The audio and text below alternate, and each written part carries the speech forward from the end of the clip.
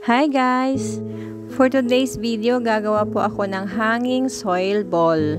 At minekos-mekos ko na nga po ang lupa dyan. Nag-form lang ako ng bilog, tapos meron ako ditong net, pinaglagyan to ng laruan. Ito yung gagawin kong pangsalo doon sa mga lupa. Dinoble ko siya guys para hindi mahulog ang mga lupa. Dapat kasi medyo maliliit yung butas niya para kapag diniligan mo siya, hindi mahuhulog yung lupa. Yung iba guys, stocking ang ginagamit. Wala akong stocking, ito yung nakita ko dito. Tapos, tinali ko lang siya ng nylon. Gupitin nyo lang yung excess na net guys para magmukha talaga siyang ball. Itatapon ko na sana tong net na to. Naisip ko, baka may pwede pa akong paggamitan nito. Kanina, nung nagdilig ako ng mga halaman, nakita ko yung photos ko, ang hahaba na naman. Wala na akong paso na pagtataniman, kaya ito na lang yung ginawa ko. Tapos guys, inikutan ko siya ng jutro para mag-hold talaga yung lupa niya.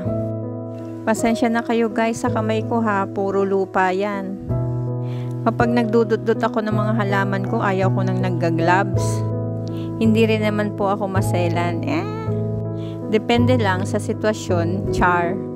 Pinutol ko na nga guys tong mga photos plant dun sa may part ng may ugat. Ang ititira nyo lang guys yung may ugat talaga.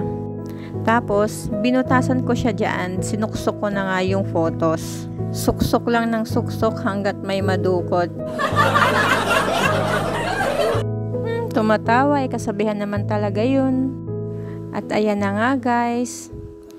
Balance lang ang paglagay ko ng mga dahon. Kasi guys, kapag yan ay lumago, paiikutin ko yan dyan sa lupa. Maganda siyang tingnan guys pag malago na.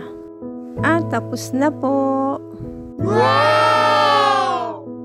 Ang ganda-ganda ng panahon kanina. Ayan, umulan na naman. Lagyan nyo lang siya ng tali para maisabit nyo. And guys, sana may natutunan ulit kayo sa aking video. Thank you for watching. Bye!